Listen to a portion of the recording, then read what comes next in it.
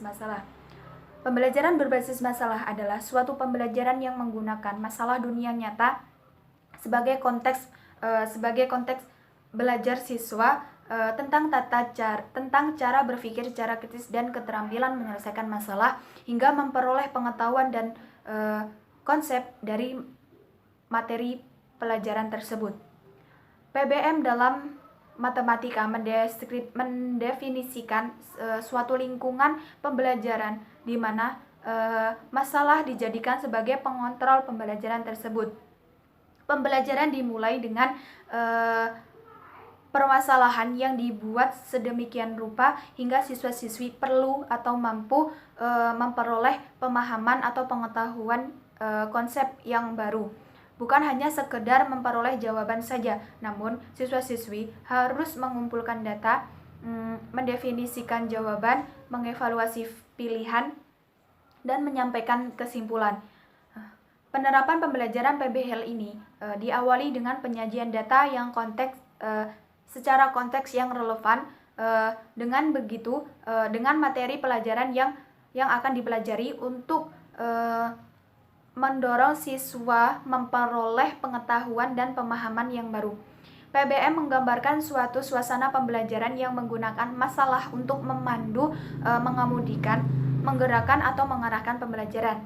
Pembelajaran berbasis masalah memiliki 5 tahapan, di mana tahap yang pertama yaitu orientasi siswa-siswi terhadap masalah. Di sini, guru menjelaskan tujuan pembelajaran secara logis yang dibutuhkan, kemudian memotivasi siswa-siswi agar terlibat pada pemecahan masalah tersebut. Tahap yang kedua yaitu mengorganisasikan siswa-siswi belajar. Guru membantu siswa-siswi untuk mendefinisikan dan mengorganisasikan tugas belajar yang dipilih. Tahap yang ketiga yaitu membimbing penyelidikan baik secara individual maupun kelompok. Di sini guru mendorong siswa-siswi untuk mengumpulkan atau mendapatkan informasi yang sesuai, melakukan eksperimen untuk mendapatkan penjelasan dan penyelesaian masalah tersebut. Tahap yang keempat yaitu mengembangkan dan menyajikan hasil karya. Di sini guru membantu siswa-siswi untuk merencanakan dan menyiapkan hasil karya yang sesuai dengan laporan, video, model, serta membantu mereka untuk mampu membagikan informasi tersebut terhadap teman-temannya. Tahap yang kelima yaitu menganalisis dan mengevaluasi proses penyelidikan masalah tersebut. Guru membantu siswa-siswi untuk merefleksi dan mengevaluasi hasil dari penyidikan tersebut dan proses-proses yang mereka gunakan. Baik, di sini Ibu akan mengajarkan tentang penyajian data. Nah, di sini ada soal mengenai penyajian data, yaitu data usia 15 anak. Nah, di sini ada angka-angka dari usia 15 anak tersebut. Yang pertama, caranya itu kita bisa mengurutkan angka-angka yang ada di sini. Tahap pertama, urutkan angka-angka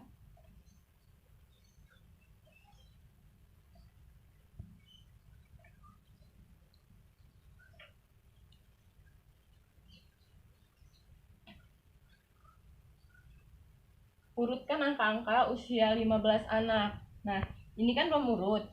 Kita akan mengurutkan. Jadi yang terkecil yaitu 2. 2-nya ada berapa? Ada 2. Kita tulis lagi. Selanjutnya ada angka 3. Selanjutnya angka 4 ada 3.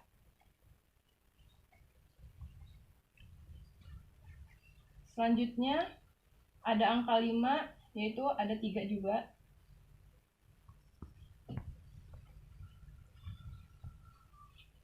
Selanjutnya ada angka 6, 1.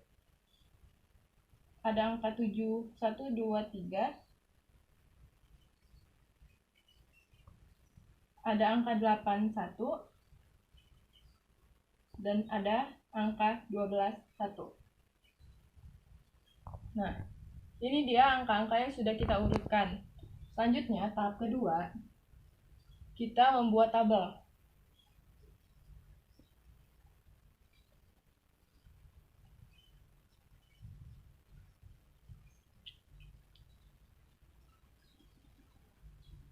Nah, kita membuat tabel distribusi.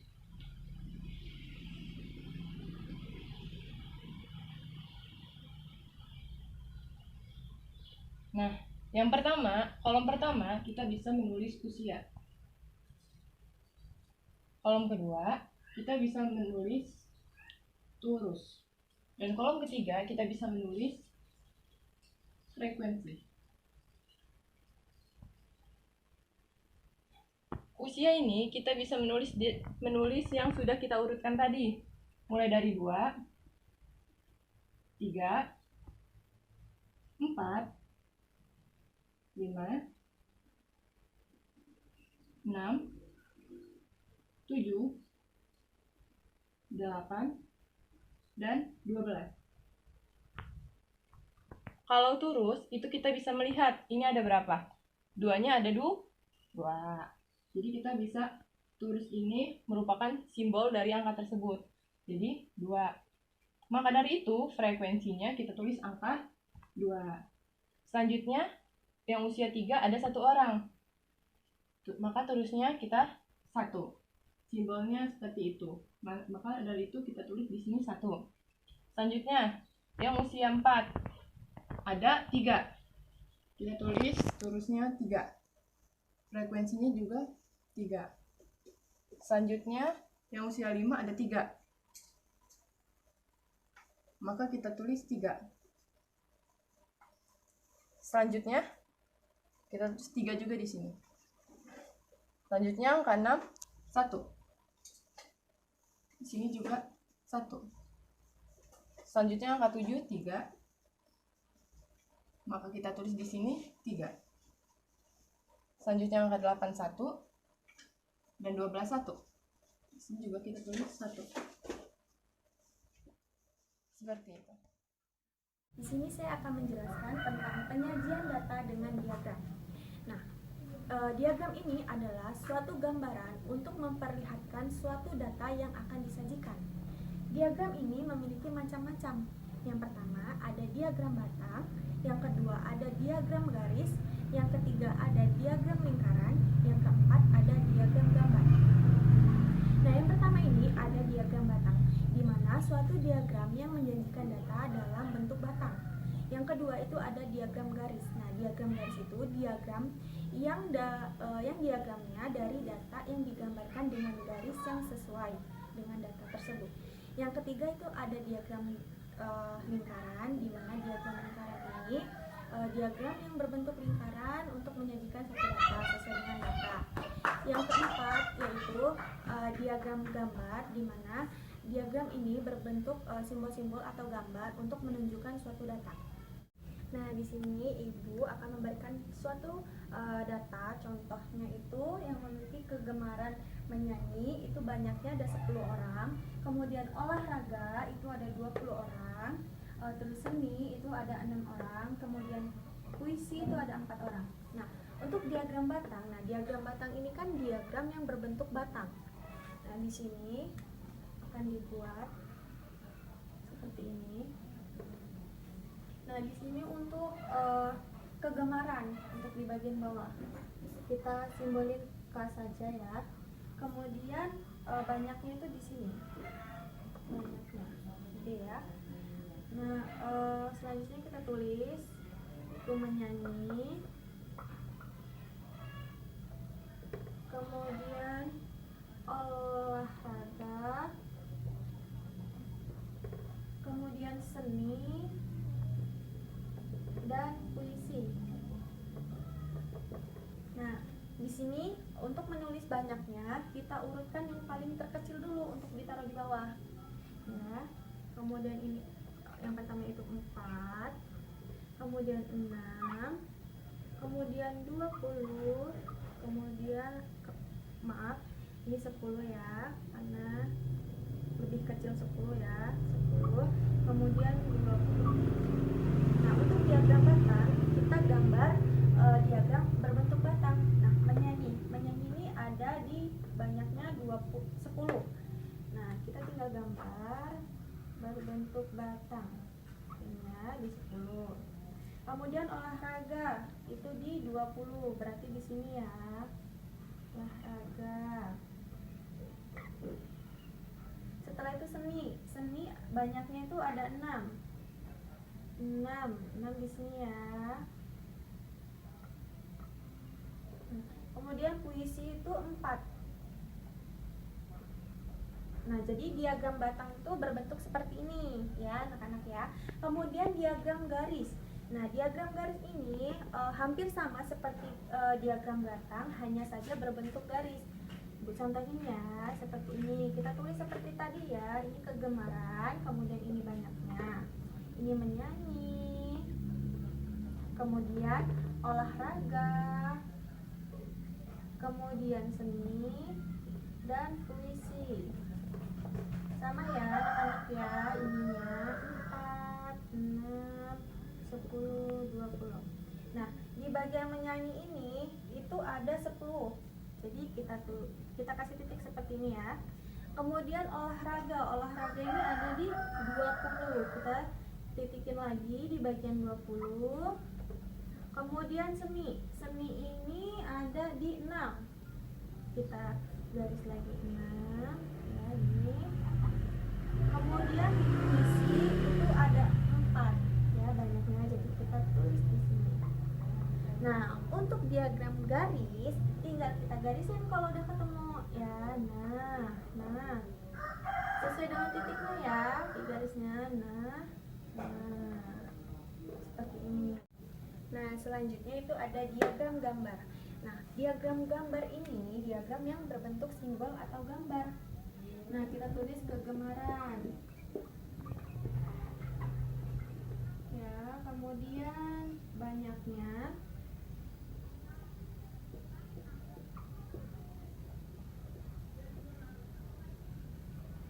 Nah, menyanyi. Nah, menyanyi ini ada 10 orang.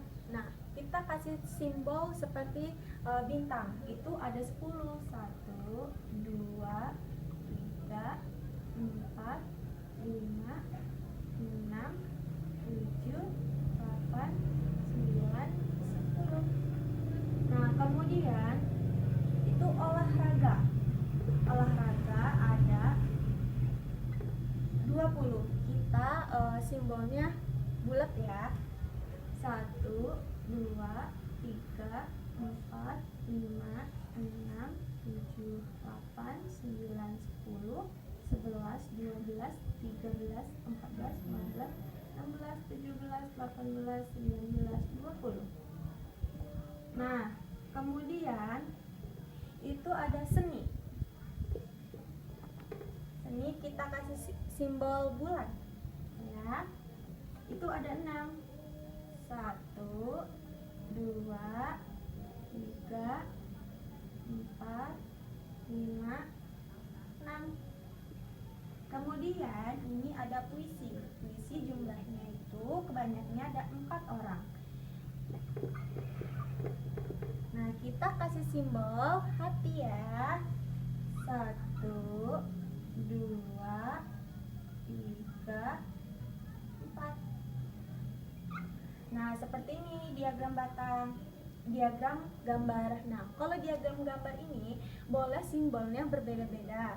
Boleh juga dia satu simbol, kayak misalkan menyanyi, lambangnya ini bintang. Boleh olahraga juga bintang, seni juga bintang, puisi juga bintang. Tetapi banyak simbolnya itu harus sesuai dengan jumlah datanya ya. Nah, selanjutnya itu ada diagram lingkaran. Nah, diagram lingkaran ini kan diagram yang berbentuk lingkaran. Nah, sebelum kita cari diagram berbentuk lingkaran itu, kita kan harus mengetahui isinya dulu. Jadi, caranya seperti ini. Nah, menyanyi, kita tulis menyanyi. Nah, jumlah banyaknya yang menyukai menyanyi ini ada 10 orang. Jadi, banyaknya dibagi dengan jumlahnya. Itu jumlahnya adalah 40.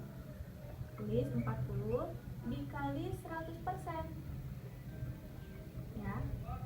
Jadi hasilnya yaitu 25% untuk mengisi lingkarannya. Kemudian yaitu ada olahraga. Nah, olahraga ini Banyaknya itu ada 20, kemudian jumlahnya 40 dikali 100%. Sama ya anak-anak, rumusnya seperti ini juga, yaitu hasilnya adalah 50%. Kemudian itu ada semi. Semi itu jumlahnya 6 dibagi 40 dikali 100% ya. Kemudian hasilnya yaitu 15%. Kemudian itu ada puisi. Puisi itu ada jumlahnya 4. Jadi 4 40 dikali 100% sama dengan 10%. Kemudian untuk mengisi diagram batangnya, sebentar ya, Ibu hapus dulu sedikit. Untuk kita bentuk lingkaran seperti ini ya. Kemudian menyanyi itu 25% ya. Kalau misalkan dibagi itu seperti ini ya. Seperti ini. Kemudian ini berarti kan untuk 100% berarti ini 25%, 25%, dan 25%.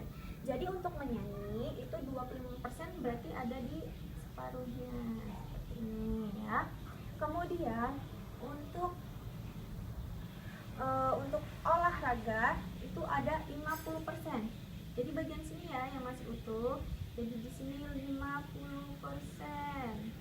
Jadi kita tulis dulu menyanyi. Kemudian ini olahraga. Kemudian seni. Seni itu ada 15%. 15% kita umpamakan segini ya, karena sisanya itu 10%. Mohon maaf, ini agak kurang. Sebentar ya. Nah, jadi seni itu ada 15% ya, seni. Kemudian puisi 10%.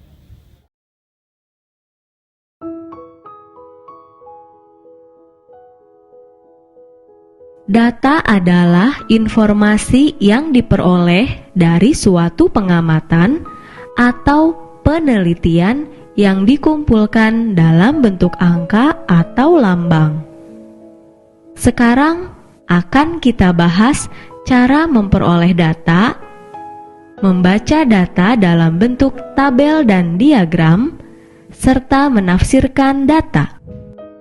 Pernahkah kamu melihat seorang wartawan melakukan wawancara? Si wartawan melakukan kegiatan tersebut karena memerlukan data dari narasumbernya. Data adalah informasi yang diperoleh dari suatu pengamatan atau penelitian yang dikumpulkan dalam bentuk angka atau lambang. Jadi, data adalah keterangan yang benar dan nyata yang dapat dijadikan dasar kajian. Mengumpulkan data dapat dilakukan dengan pencatatan langsung atau menggunakan lembar isian. Pernahkah berat badan siswa di kelasmu ditimbang? Untuk mengetahuinya, kita harus mendata setiap siswa satu persatu secara langsung. Proses seperti inilah yang disebut mengumpulkan data dengan pencatatan langsung. Setelah setiap siswa ditimbang, kemudian langsung dicatat hasilnya. Seorang guru kesenian dan keterampilan ingin mengetahui jenis musik apa yang digemari siswa kelas 6. Beliau membuat pertanyaan pada selembar kertas. Pertanyaan tersebut digandakan, kemudian dibagikan kepada siswa. Siswa diminta mengisi lembar pertanyaan dan mengumpulkannya. Ini merupakan cara pengumpulan data dengan menggunakan lembar isian. Kamu telah mempelajari cara mengumpulkan data. Agar data yang telah kamu kumpulkan mudah dibaca dan dipelajari, data tersebut sebaiknya disajikan dalam bentuk diagram. Diagram dapat berbentuk tabel, diagram gambar, diagram batang, diagram garis, dan diagram lingkaran. Tabel adalah salah satu cara penyajian data yang berupa kata-kata dan bilangan yang tersusun secara bersistem dengan garis pembatas sehingga mudah dibaca. Perhatikan tabel berikut. Kolom kiri mewakili banyak warna. Kolom tengah mewakili jenis warna. Dan kolom kanan mewakili banyak siswa. Diagram gambar adalah diagram yang disajikan dalam bentuk gambar sesuai dengan data yang diperoleh. Perhatikan diagram gambar berikut. Dari diagram gambar tersebut dapat kita ketahui antara lain siswa yang memiliki hobi membaca ada 8 orang. Adapun diagram batang adalah diagram yang digambarkan dengan bentuk persegi panjang. Perhatikan diagram batang berikut. Dari diagram batang tersebut dapat kita ketahui hasil panen yang paling banyak terjadi pada bulan Juni, yaitu sebesar 16 ton. Diagram garis adalah diagram yang digambarkan dalam bentuk garis lurus. Perhatikan diagram garis penjualan beras berikut. Dari diagram garis tersebut dapat kita ketahui antara lain penjualan beras pada hari kedua sebesar 8 kuintal. Diagram lingkaran adalah diagram yang bentuknya berupa lingkaran. Perhatikan diagram lingkaran dari jenis olahraga pilihan siswa berikut. Dapat kita ketahui bahwa olahraga yang paling banyak dipilih adalah sepak bola, yaitu sebanyak 30%.